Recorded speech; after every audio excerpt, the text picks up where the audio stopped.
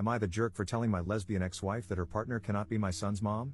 Posted by you/OK5110. Hi all, throwaway because my friends are not completely aware of this current situation. I, 35M, was married to my ex-wife, 34F, for 7 years.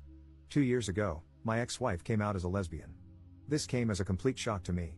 She and her partner, who were co-workers, had been having an affair since she joined the company a year before our divorce. We have a son together, 8M. I was heartbroken and devastated. I felt betrayed, as I had spent 7 years of my life with this woman, and it all felt like a lie now. When I confronted her, she told me that she had to live her truth and that she tried to suppress her identity because she didn't come to terms with it until she met her partner. When I asked whether she loved me, she told me that while she loves me, it's different from how she loves her new partner. This broke my heart even further. The divorce was quick as she did not want anything from me, and we agreed to a 50-50 split of custody.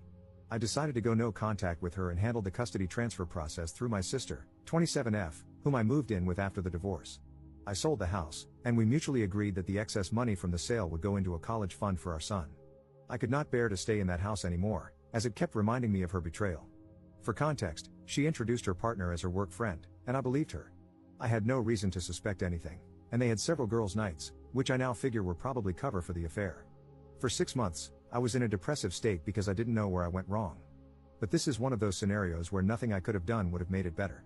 This realization made me even more depressed, and the fact that all the vows and little things she said at our wedding were all just lies trying to keep up a ruse made it even worse. The two people that got me through this state were my sister, to whom I am eternally grateful for helping with her nephew and supporting me while maintaining her career, and my college ex-girlfriend. Around 4 months after the divorce, we reconnected at a reunion, and she really helped me through the worst of it as a friend. About a year after the divorce, we started officially dating, and I introduced her to my son. During this time, my ex-wife's partner had limited interactions with my son. This was not because of anything I said, but my ex-wife wanted him to adjust to his new reality. My son is at that weird age where he understands what's going on but doesn't fully grasp the situation. If you know, you know. He understands that mommy has a girlfriend and that mommy and daddy are no longer together. I'm pretty happy with how he has come to terms with the divorce, especially considering we didn't explicitly talk to him about LGBTQ+ topics. We had decided that we could discuss these things when he's a bit older. Around 8 months ago, my ex told me she was officially moving in with her partner and that she was engaged. At this point, I was still no contact except for brief conversations concerning our son. She invited me to the wedding, but I declined. They were planning a destination wedding in Spain, where her girlfriend lives. She wanted to take our son to the wedding, which would require him to miss school for a week since she also wanted him to meet her girlfriend's family. I told her that missing school for a week didn't make sense and suggested she plan her wedding during his vacation, as she didn't yet have a fixed date. She argued that they likely wouldn't find a date aligning with his vacations, as they wanted to get married as soon as possible. I relented and agreed, since I didn't want to interact with her further, and it was within her rights to have her son at her wedding. The problem started when my son returned from the wedding. He was supposed to stay with me, as we have a flexible week-in/week-out custody arrangement. She wanted to take my son on her honeymoon so he could bond with his new stepmother. I told her that she had already had 2 weeks with him, as she had custody the week before the wedding, and I wanted to spend some father-son time with him. I told her it was within my rights, and she should go spend time with her new wife. She argued that, since our son's interactions with her partner were limited due to her busy schedule, this was a great opportunity for them to bond. I told her that she'd already had 2 weeks for them to get to know each other. She said they were busy with the wedding and didn't have time. I explained that I had taken vacation days to go to a motorcycle expo and build a Lego set, 2 things my son absolutely loves. She kept arguing, and I finally told her that custody arrangements are in place for a reason, and that was one thing I would not negotiate. She got angry and left. My son and I had a great time together. I even got him one of those kid-sized motorcycles since he liked them so much. Over the next few weeks, we returned to our week-in/week-out routine. One day, I saw that my ex had posted a photo shoot of them and my son under the caption #lesbianmommies. I thought it was just a post, but the way it portrayed them as a family didn't sit right with me. When I had my son for the week, I asked if his mom was saying anything to him. He hesitated but eventually told me that his mother had been trying to convince him to call her partner mom. This shocked me, as I never expected my ex to do this. Then again, I've been wrong before. I asked if it was something he wanted, and he said he felt much more comfortable calling her by her first name and that calling 2 people mom felt weird. I told him it was okay and that he shouldn't feel pressured to do anything. I called my ex and asked to meet up because this was serious, and I wanted to discuss it. I confronted her, and she told me that since she and her partner were married, it was only natural for our son to have 2 moms now. I told her it wasn't okay to pressure him into calling her partner mom, as she is not his mother, doesn't have an active parenting role in his life, and any major parenting decisions require both of us. She tried to argue that, since my girlfriend and I were getting serious, I might eventually want our son to start calling her mom. I told her that, even if we became serious, I would never try to convince our son to call her mom because he already has 2 parents, and he doesn't need more. Then she dropped a bombshell. She and her partner were hoping that, down the line, they could file for adoption. She assured me I'd still be able to see my son but wanted her and her wife to have legal guardianship because they wanted to build a family. I told her absolutely not, and that our partners have no say in our son's life. She accused me of being homophobic for denying her the right to a complete family. I told her that her life choices are hers, but our son's life is something we decide together. The issue escalated further when, 3 weeks later, I found out that my ex had enrolled our son in Spanish lessons, which he told me he hated. For context, my ex is Latin, and her partner is Spanish, so they speak Spanish at home. We had decided to raise our son in English, as she speaks it better than Spanish, and I don't speak any Spanish. When I discussed this with her, she said she wanted our son to connect more to his heritage. I told her I didn't mind the idea in principle, but we'd tried this several times when we were married, and he had shown no interest. She said it might be different this time, as there are now 2 Spanish speakers at home. I told her I was all for bilingualism, as knowing 2 languages is an advantage, but forcing him into something he doesn't want makes no sense. I even suggested trying another language he might like. She accused me of denying our son his roots and went on a tirade, accusing me of denying him his identity and her the right to a family. My girlfriend usually stays out of these matters, but she advised me to contact my lawyer. My lawyer assured me that even if they filed an adoption notice, I could contest it, and it would take something exceptional, like abandonment, for my contest to be rejected. My ex keeps posting pictures of our son as part of her new family, and it's honestly started to trigger me. 2 weeks ago, I interacted with my ex's new wife for the first time after the divorce. She contacted me to meet up and told me that my ex had finally started to recover from the trauma of coming out and building a new life. She accused me of being emotionless and uncaring during the divorce, guilt-tripping my ex into agreeing to 50-50 custody, and standing in the way of their happiness. She also told me I should agree to the adoption in a few years, as they've always wanted a family, and I would still remain my son's dad and could visit him. I told her I didn't care about her emotional state during the divorce and that my custody demands were fair by any rational standard. I told her if they wanted a perfect family image, they should have a child of their own with no connection to me. I feel like all this has started to affect my son more than anything. He's a lot less happy than he was a few months ago, as we had started to adjust to this new reality. For context, since I know this is going to come up, the emotional trauma my ex faced stemmed from her family effectively disowning her after she came out. Her parents don't talk to her anymore. My son, however, has plenty of interaction with his maternal grandparents when he's with me. My ex-wife and her partner make significantly more money than I do. However, my ex-wife earns less than me, but her partner has a senior position and more stability. This was also an argument my ex-wife used regarding adoption, saying they could send our son to private school and provide a better life. The recent elections may have caused some of this urgency, as they worry they might lose adoption rights soon. However, they don't want to adopt him now, but in a few years, so I doubt this is the reason. Update 1 day later. Hi all. It's been crazy seeing everyone's reactions to the situation, and I wanted to share a quick update with you all. First of all, I'd like to clarify that my son and I have been going to therapy since the divorce. He was doing quite well until the whole mom saga happened. My in-laws disowned her after she came out. They were not even aware of the affair when she came out to them. They still spend time with my grandson under the condition that they don't badmouth my ex and don't preach their views to him.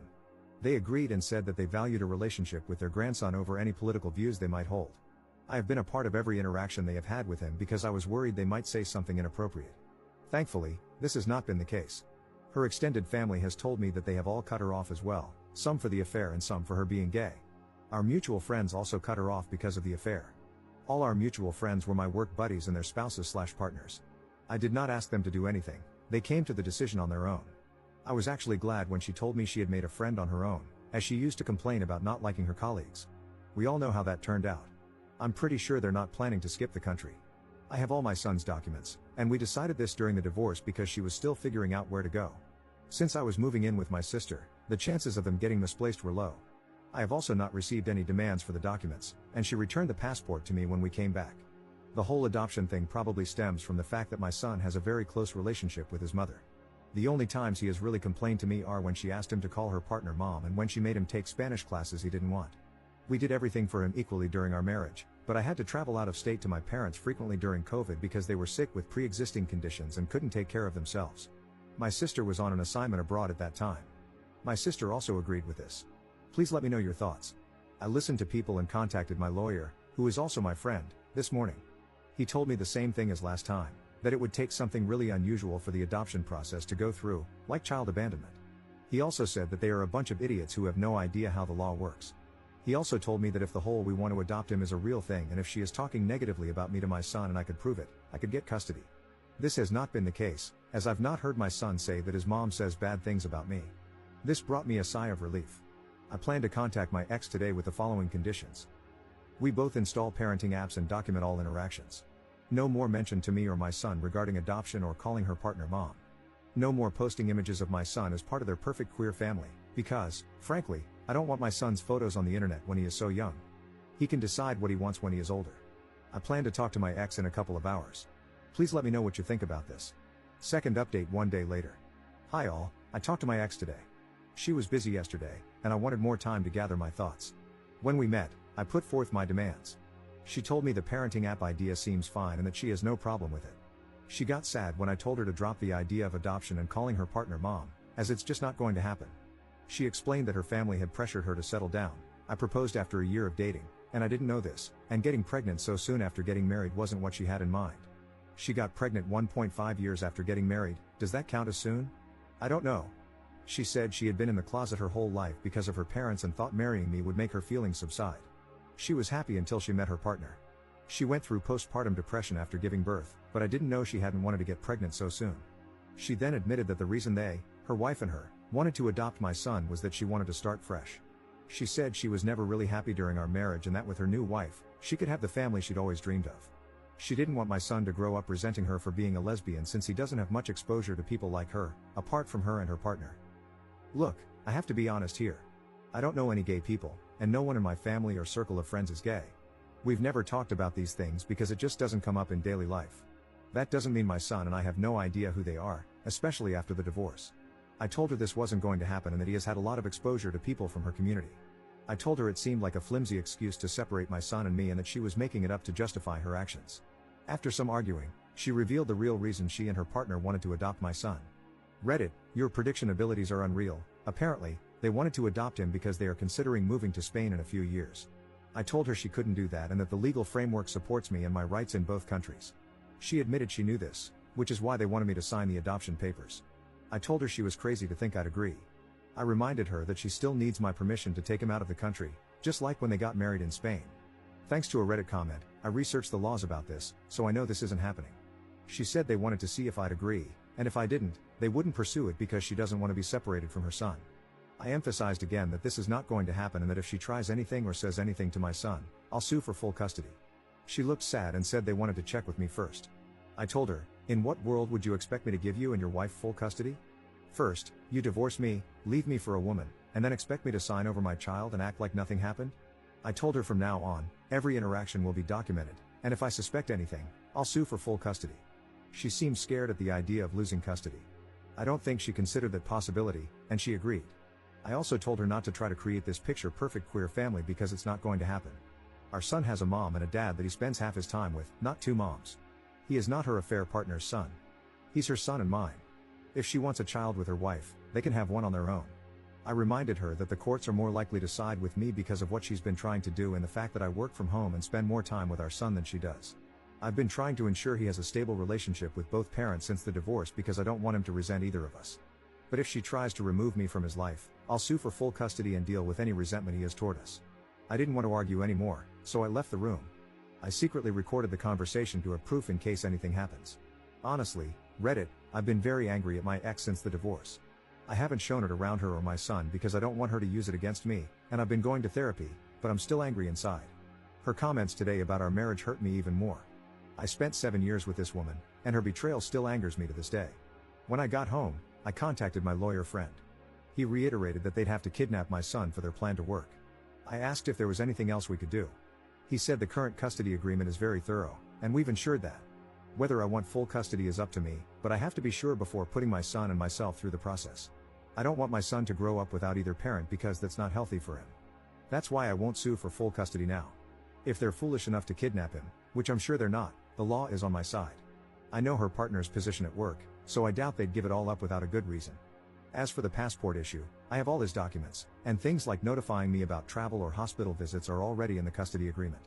The legal framework is solid. My ex-wife is still a good mother who loves him, and he enjoys spending time with her. Plus, my son is the kind of person to tell me if he's uncomfortable with anything, so I'll know if they keep pushing their nonsense.